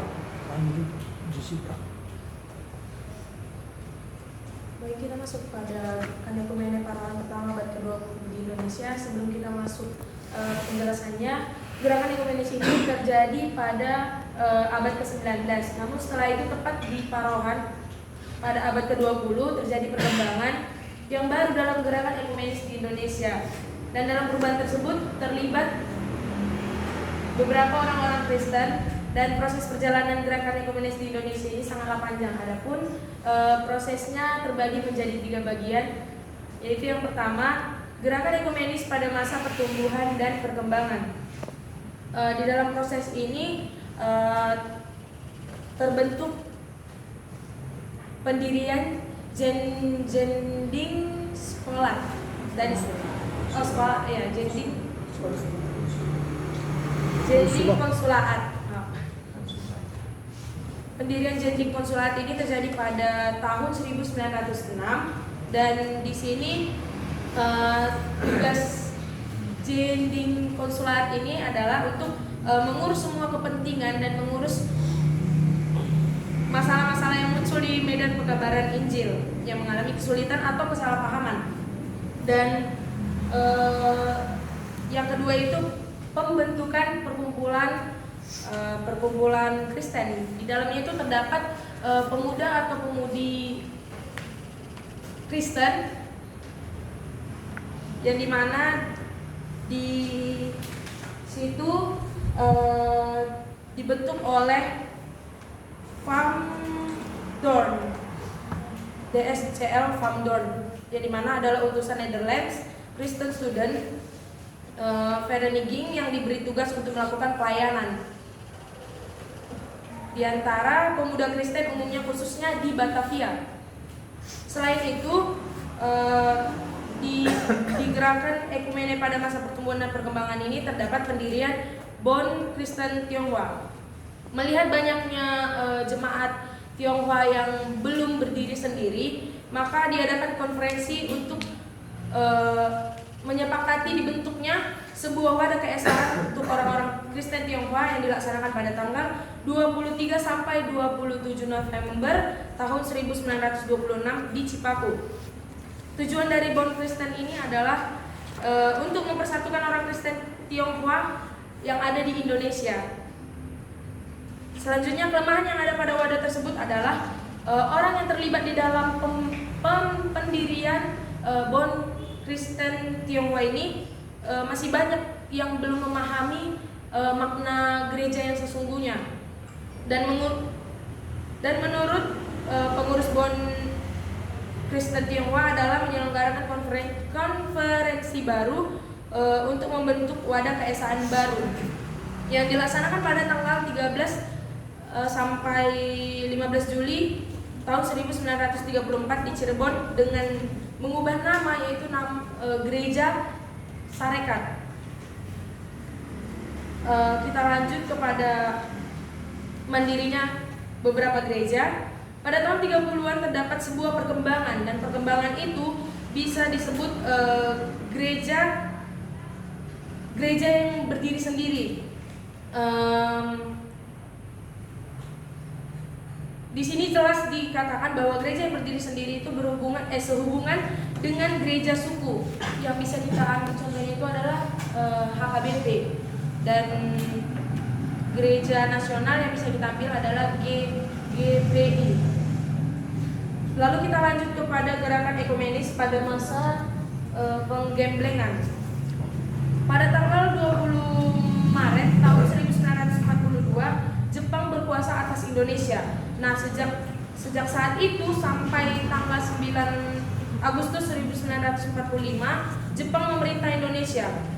Dalam gerakan gereja di tempat untuk mandiri ini, dalam proses berdirinya gereja mandiri, hubungan Jepang dan Indonesia terputus.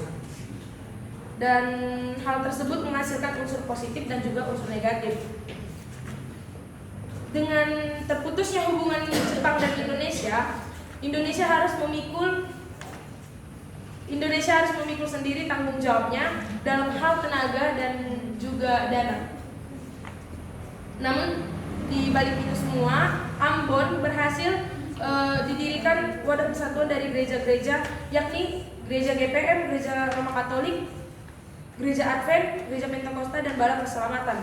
Dan dengan kedatangan DS Hasirato ke Maluku, itu membawa kehidupan umat Kristen menjadi lebih baik. Dan timbulnya suatu peristiwa biasanya membawa hasil negatif, keuntungan dan juga kerugian. Demikian pula lah dengan peristiwa kedudukan Jepang di Indonesia bagi gereja-gerejanya. Pendudukan Jepang membawa putusnya hubungan dan kerjasama antara gereja-gereja di Indonesia Barat, terutama dari Belanda. Dan dengan terputusnya hubungan Jepang dan Indonesia, itu menambah kesulitan dan menambah penderitaan gereja-gereja di Indonesia, terutama dalam hal tenaga dan dalam dana. Kita masuk kepada gerakan ekumenis pada masa pembuahan hasil. Pada tanggal 17 Agustus 1945, Indonesia menyatakan kemerdekaannya setelah Jepang menyatakan kalah perang dari pihak sekutu. Dan pada masa gerakan ini terjadi penyerahan kekuasaan di Indonesia, dan hubungan tersebut pulih kembali. Dan pada tanggal 22 Mei tahun 1946 dibentuklah sebuah Dewan Gereja dengan nama DPG oleh 6 gereja yang ada di daerah Jawa. Dan upaya ini untuk mencapai semua harapan yang ada pada masa gerakan tersebut. Dan pembentukan DGI di sini tidak dapat dipisahkan dari hubungan gerakan ekumenis yang ada pada masa sebelumnya. Semua konferensi yang terdapat dalam proses gerakan ekumenis pada masa pembuahan hasil ini mendapatkan hasil yang baik, walaupun di dalamnya terdapat banyak konferensi-konferensi yang menghadapi rintangan dan berbagai tantangan ataupun persoalan. Demikian yang bisa saya paparkan. Terima kasih kami kembali. Oke, lanjut Joshua. Berdiri. Baik, terima kasih atas kesempatan yang diberikan kepada saya. Ini saya akan menjelaskan gerakan ekumenis pertama pada abad ke-20 di Indonesia. Dan jika kita menilik pada abad sebelumnya, yaitu abad ke-19, gereja-gereja di Indonesia itu masih diwarnai dengan adanya penginjilan yang dari Belanda.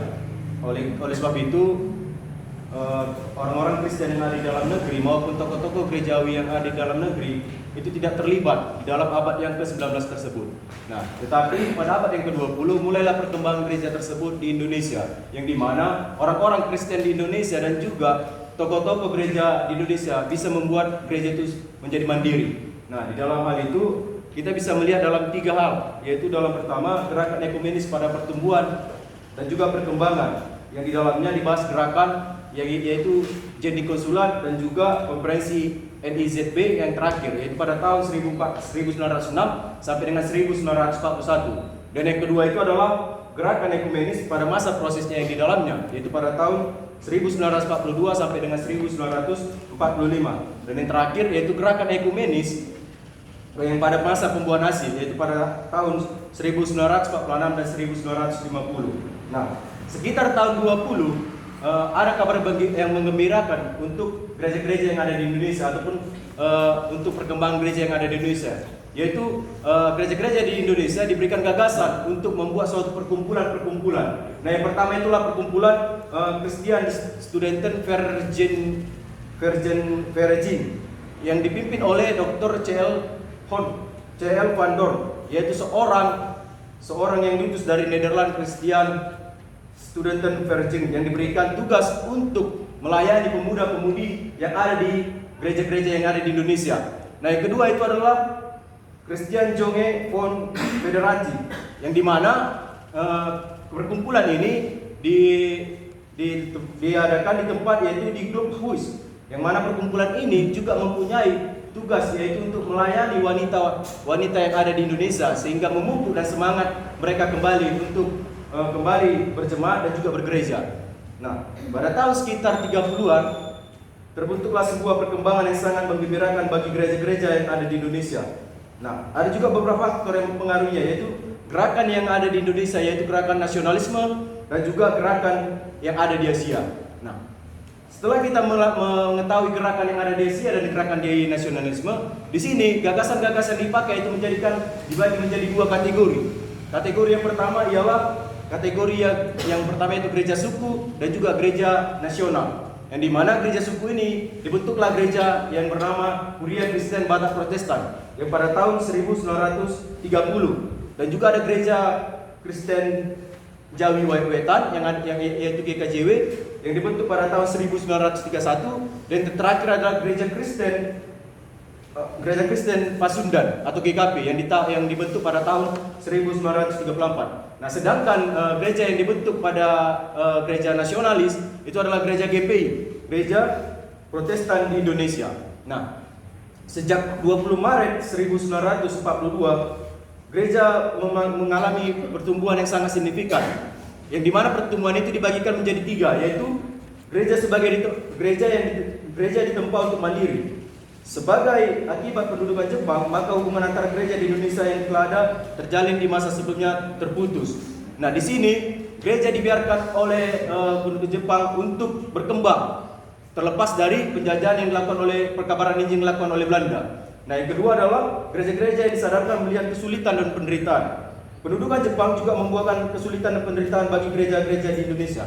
Akan tetapi, dari kesulitan dan penderitaan membawa dampak positif bagi kehidupan. Apa dampak positif yang diberikan oleh pendudukan Jepang ini? Ialah gereja kembali menyadarkan jemaatnya untuk melihat kehidupan yang baru. Nah, yang terakhir ialah gereja-gereja ditempa untuk hidup dalam kesatuan. Apa maksud di dalam ini? Yaitu munculnya kehidupan baru dalam kehidupan bergereja di Indonesia. Nah, selanjutnya kita masuk kepada pada tanggal 17 Agustus, yaitu pembuahan hasil dari suatu gereja. Pada 17 Agustus 1945, Indonesia menyatakan kemerdekaannya.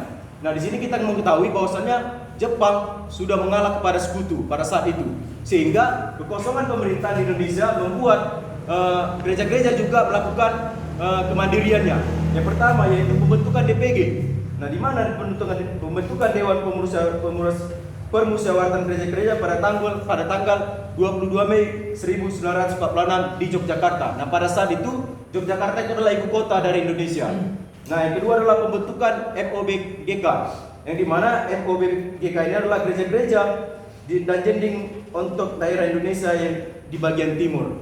Nah, gereja MOBK ini dipimpin oleh Dr. EDS WJ Rumambi yang mengirimkan surat-surat pertanggal 28 September 1946. Nah, surat-surat tersebut dikirimkan kepada para jemaat, penginjil dan juga para pendeta yang ada di timur pada saat itu. Nah, yang kedua adalah pembentukan DGKTI. Nah, apa pembentukan DGKTI ini? Pembentukan DGKTI ini pada tanggal 25 sampai 28 Mei 1948 di Jakarta, yaitu Dewan Gereja-Gereja Kristen Tionghoa di Indonesia. Nah, yang keempat, pembentukan Majelis Kristen di Medan. Nah, pembentukan Majelis Kristen di Medan pada awal 1949, yaitu di Medan, Sumatera Utara dan juga di bagian Sumatera. Nah, terakhir yaitu pembentukan DGI, yaitu pertama Nota Rumambi, yang kedua Sinode Sidang Am GPI dan Sidang Raya 1 DGD dan Konferensi Gereja-Gereja di Indonesia. Sekian dari hasil laporan baca saya. Terima kasih. Oke, lanjut kepada Juangka. Ya, terima kasih atas kesempatannya. Sini saya akan mencoba menguraikan gerakan ekumene Parohan pertama abad ke-20 di Indonesia.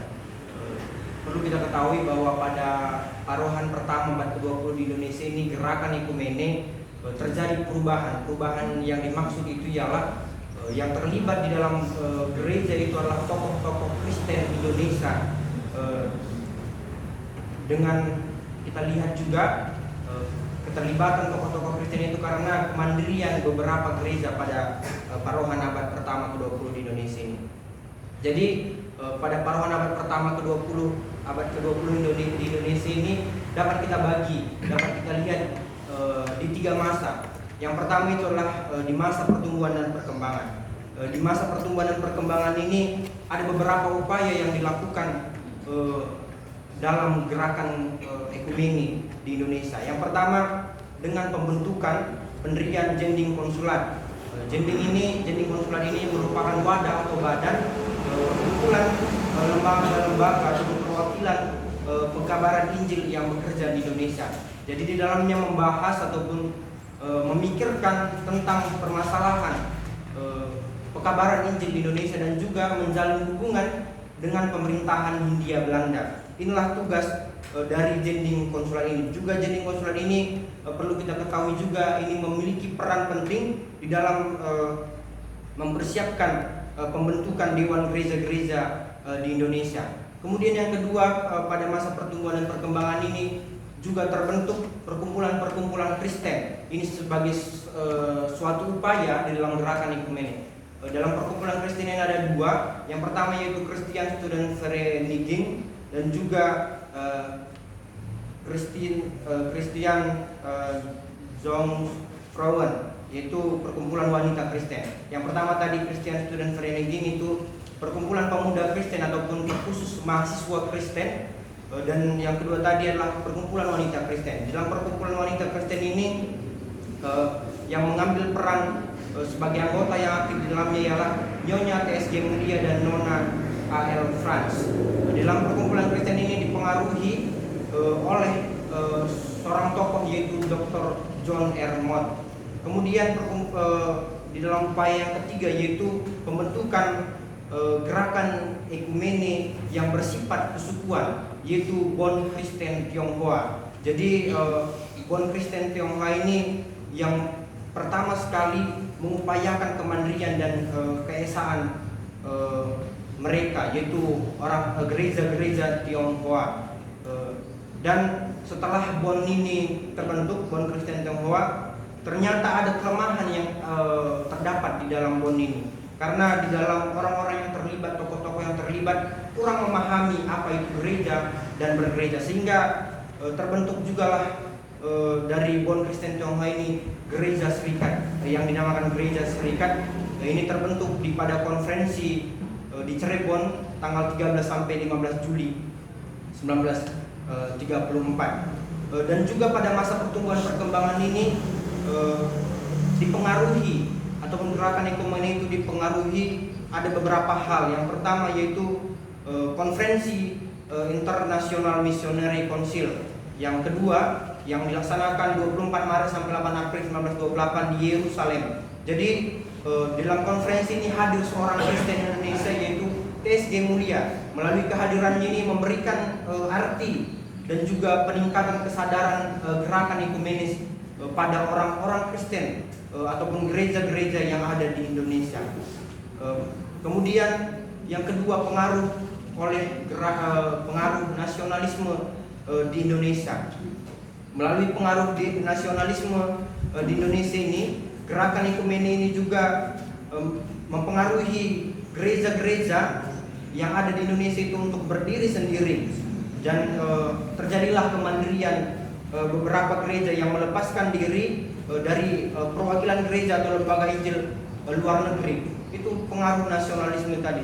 Dan kemandirian beberapa gereja ini dapat dikategorikan dalam dua kategori, yaitu gereja suci dan gereja nasionalisme, gereja nasional. Karena di masa pertumbuhan dan perkembangan ini semakin meluasnya pengaruh ekumenis itu, sehingga pada dilakukanlah ASEAN Christian Student Conference yang dikenal dengan konferensi Citeureup yang diadakan di Jawa Barat. Jadi karena semakin melebarnya gerakan ekumenis itu, sehingga gerakan ekumenis memasuki babak baru, yaitu di dalamnya sangat berperan gereja-gereja dan bukan lagi perorangan atau badan-badan non gerejawi. Kemudian dipengaruhi juga gerakan ekumenis pada masa pertumbuhan perkembangan ini oleh konferensi IMC yang ketiga yang diadakan di Tambaran, India, yaitu pada tanggal 12 sampai 29 Desember 1938. Jadi melalui konferensi ini semakin diperkuatnya lagi laju gerakan ekumenis di Indonesia. Terlihat itu dari pertemuan-pertemuan yang diadakan di Batavia. Yang pertama yaitu 12 Januari 1939, yang kedua 23 Oktober 1939 dan juga 25 Oktober 1941. Dalam pertemuan-pertemuan ini muncul untuk dibentuklah sebuah Dewan Nasional Christian Council yang juga muncul juga untuk pembentukan sebuah panitia persiapan untuk pembentukan dewan ini. Namun panitia persiapan ini terbentuk pada pertemuan yang kedua yaitu pada tanggal 23 Oktober 1939. Di masa pertumbuhan perkembangan ini diakhiri dengan konferensi NIZB yaitu pada Oktober 1941. Memang di dalamnya tidak membahas tentang pembentukan dewan yang dimaksud di pertemuan di Batavia, tetapi di sini seorang tokoh yaitu J. Leimena sudah memperjelas arah dan tujuan gerakan ekumenis itu di Indonesia.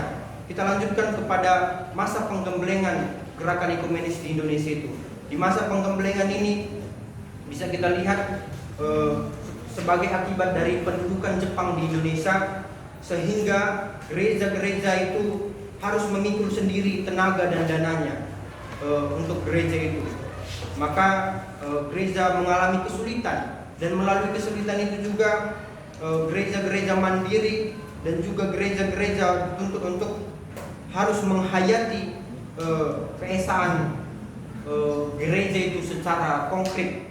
Kemudian melalui di masa penggemblengan ini juga berhasil juga didirikan sebuah wadah persatuan gereja-gereja yaitu di Ambon, yakni gereja-gereja GPM, Roma Katolik, Advent, Pentakosta dan Bala Keselamatan. Perlu kita ketahui juga pada kenyataannya sebenarnya dewan gereja-gereja ataupun persatuan gereja-gereja di Ambon ini merupakan dewan gereja-gereja wilayah yang pertama di Indonesia. Inilah yang perlu kita ketahui juga. Jadi persatuan gereja-gereja di Ambon ini sudah memiliki anggaran dasar dan juga pengurusnya. Pada masa penggemblengan ini perlu kita ketahui gerakan ekumenis untuk digembleng untuk lebih mantap kedewasaannya, bukan hanya berdiri di atas kaki sendiri, tetapi untuk menghayati kesannya. Yang terakhir pada parohan pertama abad ke-20 di Indonesia ini gerakan ekumenis itu pada masa pembuahan hasil, yaitu setelah Indonesia merdeka. Pada masa pembuahan hasil ini kita dapat melihat terbentuknya dewan-dewan gereja dan atau majelis-majelis gereja. Yang pertama yaitu Dewan Permusyawaratan Gereja-Gereja Indonesia yang terbentuk oleh 6 gereja yang ada di Pulau Jawa. Dewan Gereja-Gereja Indonesia ini juga mengambil bagian di dalam upaya untuk mempersiapkan pembentukan DGI.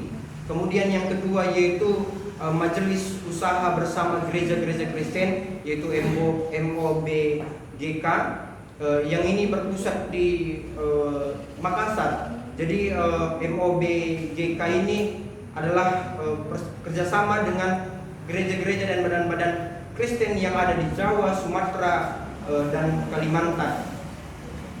Dan yang ketiga yaitu Majelis Kristen di Medan atau Sumatera. Ini dibentuk pada awal tahun 1949. Jadi ini juga sama seperti DPG dan MOBGK yang turut aktif di dalam mengambil bagian mempersiapkan pembentukan DGI. Kemudian yang terakhir di dalam dewan dan majelis ini yaitu Dewan Gereja-Gereja Kristen Tionghoa di Indonesia. Sebelumnya tadi adalah Bon Kristen Tionghoa dan Gereja Serikat. Pada masa ini berganti nama menjadi Dewan Gereja-Gereja Kristen Tionghoa di Indonesia yang dibentuk pada konferensi DGKTI yang ketiga yaitu pada tanggal 5 sampai 9 Juni 1951. Perlu kita ketahui juga DGKTI ini mempunyai kesejajaran dengan DGI, dan DGKTI memberi kesempatan kepada anggotanya yaitu klasis dan sinode DGKTI untuk menjadi anggota DGI. Ini mempunyai kebebasan pada saat itu. Ini juga menuju ke dalam kesan gereja-gereja Indonesia. Pada masa pembuahan hasil ini perlu diperjelas juga bahwa ini adalah upaya pembentukan DGI di dalam menuju pembentukan DGI itu, yaitu ada 3 hal atau peristiwa kejadian yang penting yang perlu disampaikan, yaitu nota DSWJ Rumambi. Rumambi merupakan Sekretaris Umum Badan Kerja MOBGK tadi. Jadi notanya ini ditujukan kepada setiap rancang Majelis Gereja-Gereja Indonesia yang berisi pengarahan kepada panitia tersebut. Kemudian yang kedua, sidang Sinode AM GPI. Cukup. Baik, Pak. Terima kasih. Kristin, cepat ya, ini waktu kita sudah mau habis. Karena sudah banyak teman-teman saya memaparkan, jadi saya secara singkat. Jadi gerakan ekumenis pada paruan pertama abad ke-20 ini awalnya belum ada tokoh-tokoh Kristen dari Indonesia karena dipengaruhi dari perkabaran Injil dari luar negeri. Sehingga menurut Sikris Hartono ada 3 perkembangan untuk perkabaran Injil. Yang pertama itu adalah gerakan ekumenis pada masa Jenderal Konselat hingga NIJB. Yang kedua adalah pada masa pendudukan Jepang. Dan yang ketiga adalah pada masa Indonesia merdeka. Jadi perlu kita ketahui juga pada yang pertama ini gerakan ekumenis pada masa yang pertama itu terjadi persatuan perkumpulan Kristen. Yang pertama itu pemuda, yang kedua adalah wanita Kristen, yang ketiga adalah Tionghoa, dan yang keempat adalah nasionalisme. Jadi yang dari pemuda ini yang dipelopori oleh Pandon, dan Pandon dan si John Ermont. Jadi mereka itu melihat bahwa mahasiswa Kristen itu harus bersatu berkumpul menjadi persekutuan Kristen, sehingga terjadilah semboyan yang Ut Omnes Unum Sin atau UUS. Sehingga juga dari perkumpulan pemuda ini terjadi ada perkumpulan wanita, karena dalam pemuda ini ada juga wanita, sehingga juga dibuat khusus perkumpulan wanita Kristen yang disebut dengan Christian Young Pro Federation. Selanjutnya adalah yang ketiga adalah Tionghoa, karena orang Kristen Tionghoa sudah banyak di Indonesia dan ingin mengalami kesatuan, sehingga mereka memiliki konferensi yang disebut dengan pendirian Bond Kristen Tionghoa. Dan nanti dari Bond Kristen Tionghoa ini terjadilah gereja perserikatan, sehingga pendirian gereja perserikatan. Selanjutnya tidak hanya pendirian persekutuan Kristen, tetapi ini juga gerakan ekumenis didorong oleh konferensi dari luar negeri yang dihadiri oleh tokoh Kristen Indonesia. Yang pertama Tuan Sultan Gunung Mulia. Jadi peranan Tuan Sultan Gunung Mulia ini sangat besar karena dia menambah pengalamannya dari konferensi luar negeri dan mengembangkan ekumenis yang ada di Indonesia.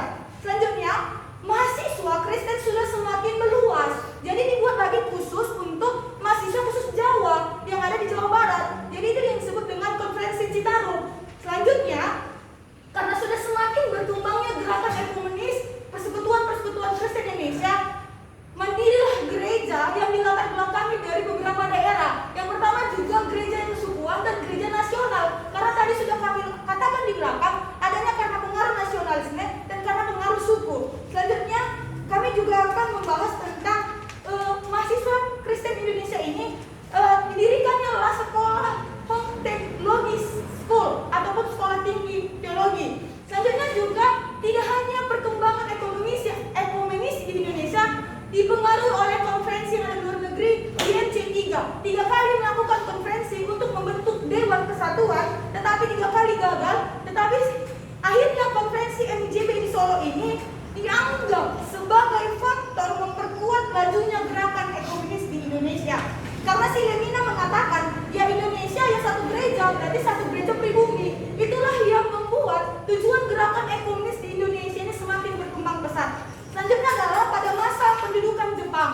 Jadi pada masa pendudukan Jepang ini gereja tidak ada hubungannya dengan luar negeri, sehingga gereja harus mandiri dan mengakibatkan 2 dampak. Yang pertama adalah persatuan agama Kristen yang ada di Makassar, dan yang kedua adalah penggabungan gereja yang ada di Ambon. Jadi ini disebut dengan Dewan Gereja Wilayah. Dari masa Jepang ini sudah ada Dewan Gereja Wilayah, sehingga nanti pada masa Indonesia merdeka sudah semakin banyak Dewan Gereja Wilayah. Yang pertama DPG yang ada di Jawa, pembentukan MOBK yang ada di Makassar,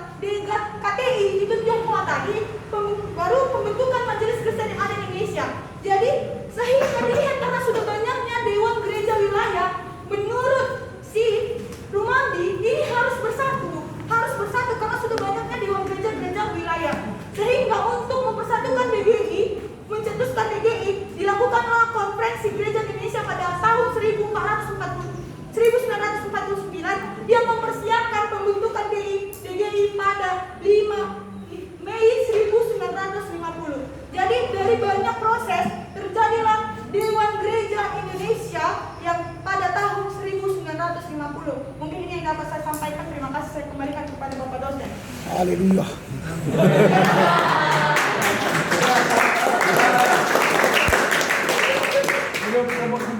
Semangat ya. Baik, senang ya sudah menyelesaikan tugas yang ketiga. Bagaimana perkembangan gerakan ekumene Parohan pertama di abad ke-20. Menarik memang karena saya katakan tadi ini panjang, karena gerakan ini ada perubahan yang drastis pada abad ke-19.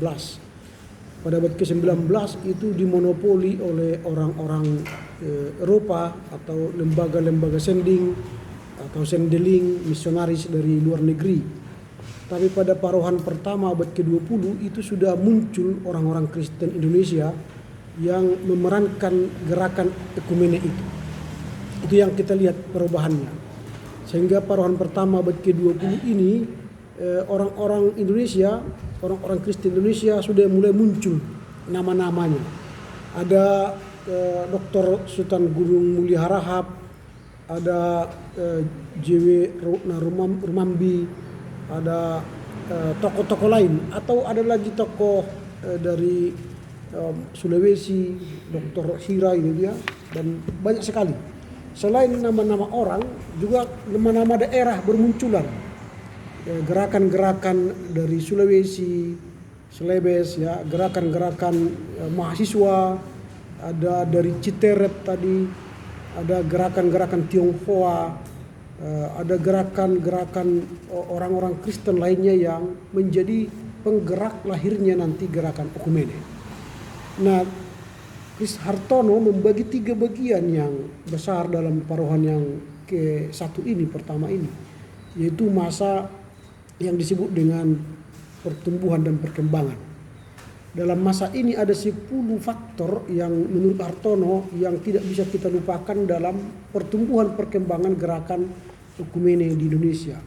Mulai dari gerakan lahirnya JC itu ya, JCV, kemudian pembentukan perkumpulan Kristen yang ada Kristen Student Vereniging, kemudian lahirlah juga Christian Young Vrouwen Federati, itu ya perempuan ya, ada pendirian Bond Christian Tionghoa, lalu lahirlah kemudian peran konferensi AMC kedua, nasionalisme, kemudian itu tadi mahasiswa Citerep, mendirinya beberapa gereja, pendirian gereja serikat, pendirian HTS, dan akibat dari AMC yang ketiga. AMC yang pertama itu di Edinburgh 1910, yang kedua di Yerusalem 28, dan di AMC yang ketiga di India, Timbaran, yang tahun 1938. Dan ini sangat mempengaruhi Parohan yang pertama dalam pertumbuhan gereja-gereja atau gerakan ekumene di Indonesia. Lalu bagian yang kedua ialah masa penggemblengan, bukan masa penggembalaan ya, penggembelengan. Di masa penggembelengan ini pemerintah Indonesia dijajah atau diserah terimakan kepada Belanda, Jepang.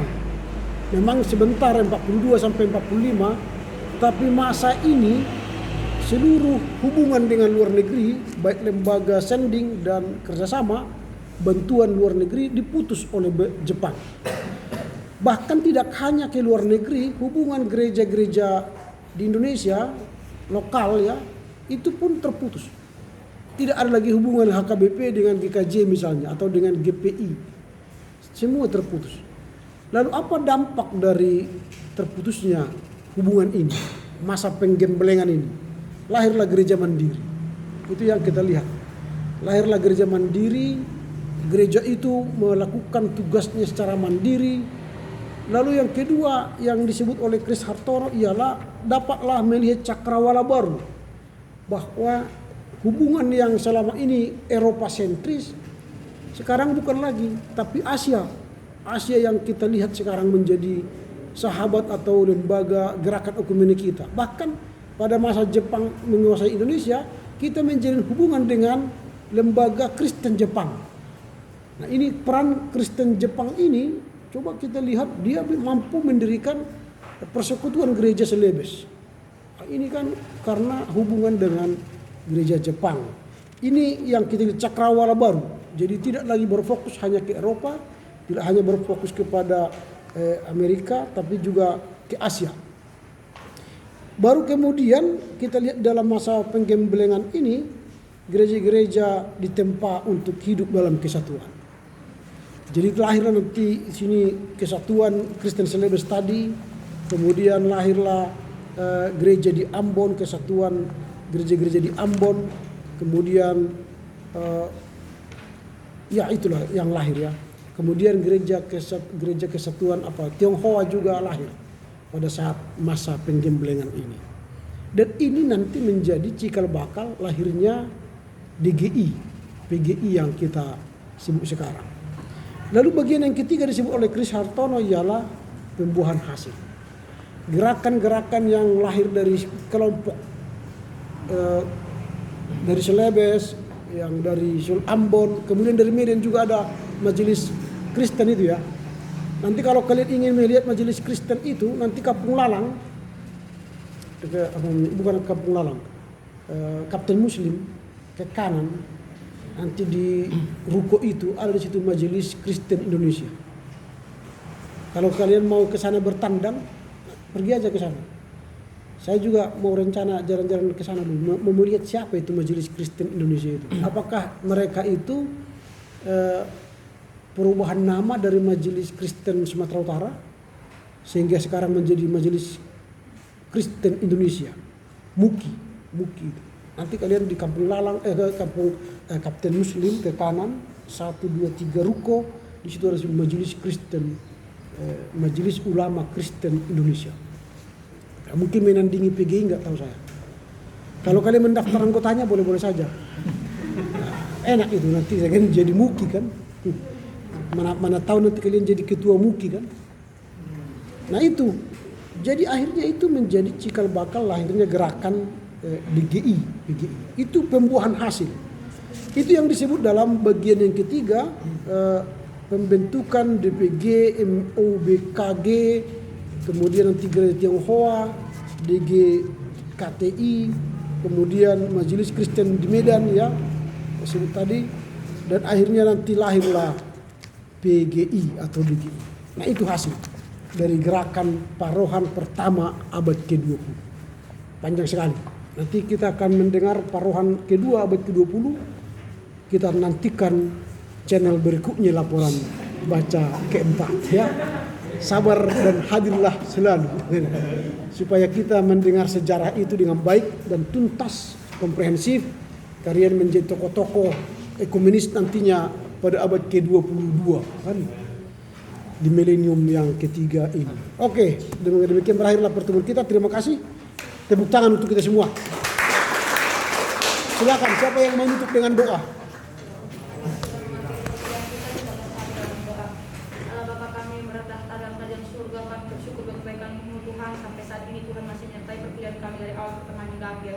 Bapak, kami telah mempelajari tentang gerakan ekumenis ya Tuhan. Kiranya apa yang kami pelajari dapat bermanfaat ke depannya. Kami juga berdoa bagi Bapak dosen kami, kiranya Engkau yang berkati beliau kesehatan dan kesabaran untuk mendidik dan mengajar kami. Kami akan melanjutkan aktivitas kami selanjutnya. Kami serahkan ke dalam tangan pengasihan-Mu dalam nama Tuhan Yesus. Kami berdoa dan bersyukur. Amin. Amin. Oke, silakan masuk.